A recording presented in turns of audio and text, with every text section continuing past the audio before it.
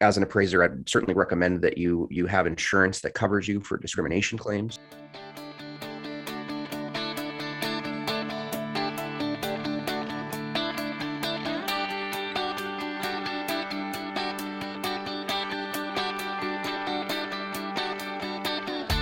Originating from deep inside the Rocky Mountains, transported through the power of the internet, and arriving inside your tiny earbuds.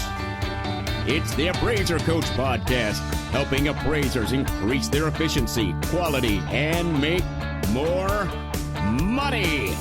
Here's the guy who makes it his life's mission to create value for real estate appraisers nationwide. Your host and the Appraiser Coach, Dustin Harris. Welcome to the program, everybody. Dustin Harris, once again, hanging out with you. We want to pause here before I introduce my guest and remind you of some great sponsors. Of course, A La Mode is a sponsor here, have been from the beginning. A La Mode providing great software for appraisers across the nation. It is the #1 service provider for appraisal report writing. Check them out by going to alamode.com or call them at 800-ALA-MODE. Datamaster, saving appraisers time. And we all know, folks, when you save time, when you're working for a living, you're saving money. And that's what Datamaster will do for you. DatamasterUSA.com is where you can find out more. DatamasterUSA.com. And of course, WorkingRE magazine. Folks, if you want to sign up, and you should, for their free newsletter, comes out a couple times a week with great stories and articles. You can go to their website, workingre.com, and click on the button to sign up for their free blog posts, their free articles. They're free, folks, Free. Again, it's workingre.com, workingre.com. Speaking of WorkingRE magazine, joining me today is Mr. Isaac Peck. He is the editor of WorkingRE magazine and the president of OREP Insurance. Of course, OREP is a leading provider of E&O insurance for appraisers, inspectors, and other real estate professionals in 50 states. He received his master's degree in, I love this, Isaac, accounting from San Diego State University. Isaac, welcome back to the program, my friend. Dustin, it is always a pleasure to be on here. Likewise, my friend. Appreciate you being willing to come on. The reason we had you on, or having you on today, is you wrote a pretty intense article recently. I think kind of blew up on the blogosphere, as well. And the title of that article is "First Discrimination Lawsuit: What It Means for Appraisers," published in February of this year. Set this up, Isaac. What's going on here? Well, this is the first lawsuit that we've seen. We've surrounding discrimination. So we've seen a number of HUD complaints, dozens of complaints with HUD related to fair housing that alleged that the appraiser was discriminating against the borrower or against the homeowner. This is the first kind of lawsuit that we've seen in open court against an appraiser alleging discrimination. Yeah, so that's interesting to me, because as you said, this has been kind of an ongoing thing. I mean, some appraisers will say, well, what's new here? And what's new is this is an actual lawsuit. And set this up a little bit. Talk a little bit about who brought the lawsuit and kind of the facts of the case, if you don't mind. Yeah, so the lawsuit is brought by the Austin family, and the Austins were refinancing their house. They've done a bit of work on their house, and it had been refinancing every year or every couple of years. They had done a refinance in 2019 or 2020, and the appraiser valued their home at $1.4 million. And then they went to refinance again in 2021, and the appraiser named Janet Miller came in and appraised the property at $995, just shy of $1 million, which was over $400,000 less than they had been appraised for a year or two prior. And they immediately suspected bias and ordered a third appraisal that came in at $1.48 million. So we've got kind of two appraisers that are saying, hey, this home is worth 1.4, $1.5 million. And Janet Miller saying, no, this home is only worth $995. And so the Austins are a Black family, and they took that as, Janet Miller must be discriminating against us because of our race. And they worked with the local Fair Housing Association there in Northern California, and not only filed a HUD complaint, but filed a lawsuit against Janet Miller. Okay. And I think it's important to point out as well that according to the details of the lawsuit, the Black family, the individuals that were having their house appraised, I think you said their last name is Austin. Is that right? Yes. In between the first appraisal and this, well, there's really three appraisals that we're talking about, right? The purchase appraisal, I assume it wasn't really talked about much about the purchase appraisal, but they got the home. They bought it for 1.4. Let's round it off 1.4-ish, and they got the refi. No, well, they bought it for less than $1 million, but they did. The most recent appraisal appraisal before Janet Miller got there was another refi appraisal. Oh, gotcha. Okay, I mixed that up. They've refied quite a few times now. I see. As most have. But yeah, I mean, we've had 3 appraisals within the span of about 2 years, right? And 2 of them were for 1.4 million or above. Okay. And Janet Miller's appraisal was for 995. And the part I wanted to point out is in between the one that Janet Miller did and the second one in that series, the individuals, the borrowers, the homeowners, kind of hid their race, if you will. They took down pictures, they took down art, they hid books and CDs that might reflect their certain tastes, and they actually had a white individual pose as the homeowners when that last. That's correct. That's correct. Yep. Okay. All right. So we obviously don't know all the nitty-gritty details of this case because it hasn't been tried yet. And I want to make it very clear that what we talk about here on this program, including Isaac's opinions or maybe his opinions, and we're just going to talk about the facts of the case. This certainly doesn't represent WorkingRE or OREP Insurance. But you point out 3 different things in the article I think are interesting. I want to dive into these just a little bit. Number 1, you say individual actors / paraphrase appraisers who are either consciously or unconsciously biased or raised. In other words, this lawsuit is pointing out or trying to point out certain things, one of them being that individual appraisers either are consciously or unconsciously biased and racist. In other words, there's a lot of appraisers out there saying, I'm not biased, I'm not racist. But then there's this idea, well, what if you're unconsciously biased? What does that even mean, Isaac? Unconscious bias. Yeah, right. Oh, wow. My understanding what it means is that we all have kind of our own individual biases. And we may not even be aware of it in terms of what we prefer and what we're biased for, what we're biased against. Right. Yeah, I've seen a lot of social science experiments on this, and someone might say all day long, well, I'm not biased, I'm not racist, I'm not this, I'm not that, and then sometimes they get into these, for example, there might be, I've heard of studies where they flash faces on a screen, right, and you have to hit a button about certain feelings here and there, and it has to be done within a split second, and you don't really have time to think about it, which is supposed to gauge what our feelings are. And it's interesting, some of the results of that kind of thing. And I think that could play to the quote unquote unconscious bias. The next thing that is brought up in this lawsuit is the lack of diversity in the appraisal world, that 90+% of all appraisers are white. Is that accurate? Is that true? I assume it is. I mean, I go to the conferences. That seems pretty accurate to me. Yeah, I believe so. Yeah. So I think some people point that out as, somehow for whatever reason, this particular profession, attracts, if you will, or caters to, or, whatever the case may be. I don't know what word you want to put in there, but for whatever reason, and again, we don't know the reasons. We don't know why things are what they are. We just know that the facts of the case are that there is a lack of diversity in the appraisal industry. Number 3, they bring out is appraisal practices in general. Again, this is not our opinion. This is not Isaac's opinion. This is not Dustin's opinion. This is just what's stated in the lawsuit, that appraisal practices in general are racially biased or perpetuate discrimination.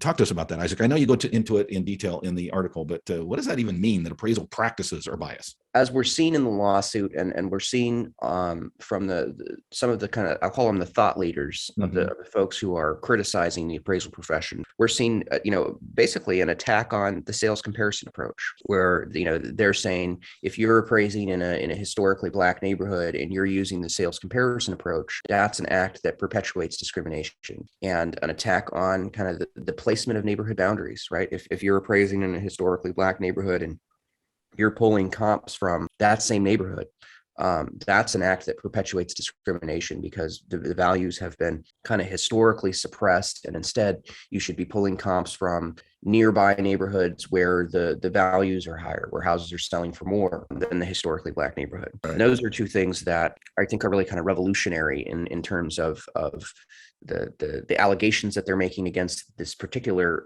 appraisal method, because those methods, the sales comparison approach and the definition of neighborhood boundaries are really foundational to the practice of appraising. Thank you, Isaac. I appreciate you pointing that out. We're talking with Isaac Peck of WorkingRE magazine. I'm going to pause here, remind you of a couple of our great sponsors here, Alamode being one, of course. Alamode is the software I've been using for a couple decades. Folks, I've been in business a long time. I was actually on the phone recently with Joel Baker talking about some of the things that are happening at Alamode, and it's exciting. It's exciting, the changes that are coming.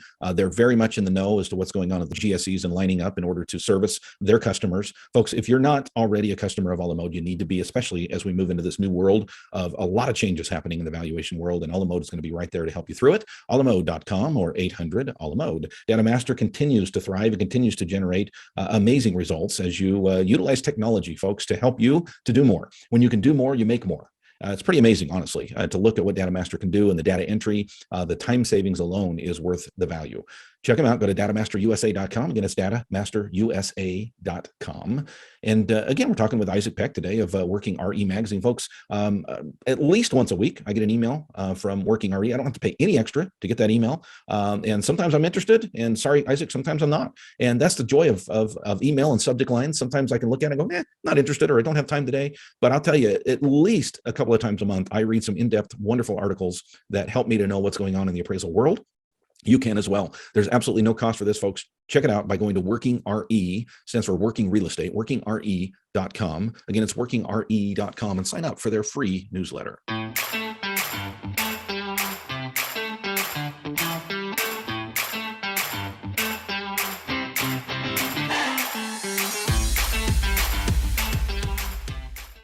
All right, folks, welcome back to the program. Isaac, welcome back. Thanks for being here, man. Yeah, thanks for having me, Dustin. And I appreciate you writing this article. I have to say, I posted this on our private Facebook page. There's a couple hundred appraisers in that Facebook page, are part of our all-star team. And I think the note that I put with it was, this is the best, most in-depth article I've ever read on this whole racial discrimination thing. So congratulations, a well-written article.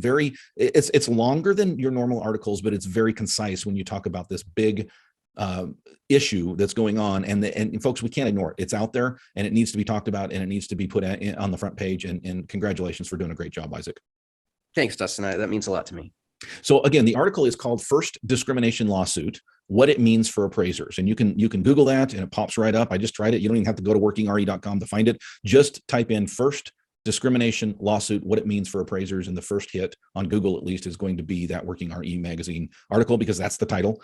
Let's get into what this means for us, Isaac. I mean, when I say us, you're not an appraiser. You know probably more about appraising than most appraisers do, but for appraisers, what does this mean?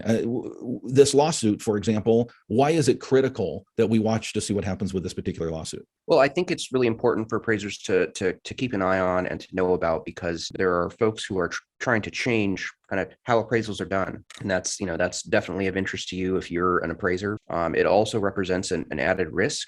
So we're seeing a lot more discrimination complaints, right? And appraisers are facing that kind of in the HUD regulatory process, and some of those are going to turn into lawsuits. So that there's added liability kind of in this environment where appraisers are being increasingly accused of being discriminatory. And so, as an appraiser, I'd certainly recommend that you have insurance that covers you for discrimination claims. Not a lot of appraisers know that discrimination is typically excluded in their E&O policy. Just like fraud, no insurance carrier wants to cover you for discriminating against people. So typically there's an exclusion. If you want to seek out an E&O policy that's gonna at least provide some coverage, ORIP has a policy that gives you $100,000 of discrimination coverage. And then lastly, I'd say that appraisers really need to cross their T's and dot their I's, right? In terms of the work that they're doing. Now is really the time to tighten up your work and produce the most defensible product that you can, right? Because if you were to face a claim or a complaint for discrimination, you'd want to have an explanation for everything that you did in the report, an explanation for your adjustments, an explanation for why you're pulling comps in particular neighborhoods, an explanation for all of the material pieces of your appraisal. So you can defend yourself. I think that's so critical, because let's just lay it on the table. I'll throw myself under the bus here, Isaac. When I first learned how to do appraisals, it was pretty gritty. It was a lot of let's just be honest, lick your finger, stick it in the air, make an adjustment, see what sticks. Over the years, thankfully, knock on wood, I've learned to be a little better, a lot better, to support adjustments, to make sure that it's not just quote unquote my opinion, but it also is supported by facts, by figures, by these things are super important that we can point back to. In other words, you're standing before a tribunal, if you will. I'm just going to use that as a blanket, whether it be the state board, whether it be a judge and a jury, whatever the case may be. It's one thing to say, I made this adjustment because it made sense. It's a whole other thing to be able to say, I made this adjustment because X, Y, Z, right? I'll give you a quick example without getting into a whole lot of detail. I was given a copy of an appraisal recently that was done on a home that I did as well, did an appraisal on. And of course, they were upset because I came in lower than this other person had come in. And come to find out that, and then I think this plays into what you were talking about before about location, right? Come to find out the individual that did the other appraisal had derived their value from outside the neighborhood, in fact, outside the city. Now, she had a couple comps inside the city, but they were $100,000 lower than what her, appraised value was. She had used comps outside the city, and somehow that supported, quote unquote, supported her value, right? Mm-hmm. In other words, location to her didn't matter. What is interesting about this, Isaac, and the reason I bring it up is, they were upset at me for my value and said, you should have used comps outside the city as well. I was very quickly able to jump into the MLS and find irrefutable proof that second city was 39%. That's how precise this is, 39% superior to the city that I was in. Right? No adjustment was made in her report for location. It was simply put in as if it was a quote unquote comparable neighborhood. And I think, the reason I bring that up is the importance of making sure that it's not just, hey, I think this house is, or I think this neighborhood is superior to this one, or I think this neighborhood is inferior to this one, but that we actually have the numbers to support the things that we do. Cross your T's and dot your I's, as you said. Yeah, and I would try to avoid using superior or inferior in your appraisal report. Good point. No, excellent. Yeah, you want to be really careful about how you talk about neighborhoods. And absolutely. Saying calling a neighborhood inferior could get you in a lot of trouble. What's funny about that is we all know what that means. When an appraiser says superior, they're talking about, selling prices. They're talking about what things sell for. And thus this neighborhood is superior in selling point or selling price, if you will, to another neighborhood. But I think you made an excellent point. We got to be so careful about the language that we use, because all of a sudden that word superior, inferior can mean something completely different to someone reading that report. Yeah. Right. Yeah. There's a little bit of political correctness that absolutely. Yeah. And I would say that's very serious. The way that you describe neighborhoods now, a lot of appraisers may need to change how they talk about neighborhoods, even though it's normal, etc. We've got some political correctness that needs to be done. Big consequences. And let's just be honest. I talk to a lot of appraisers, and I know my listeners, and some are going to be rolling their eyes and really, we have to be careful about the words. Yeah, really, because guess what, folks?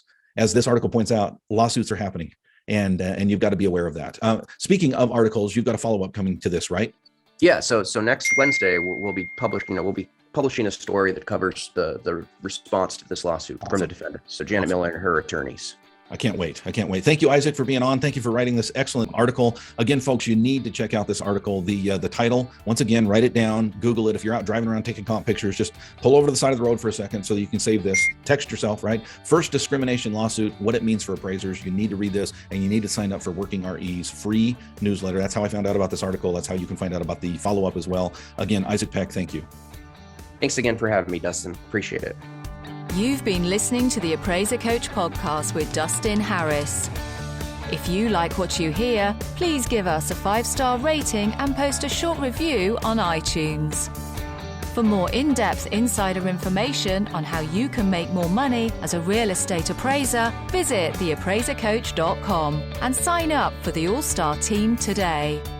Thanks for joining us. And now, get out there and create some value.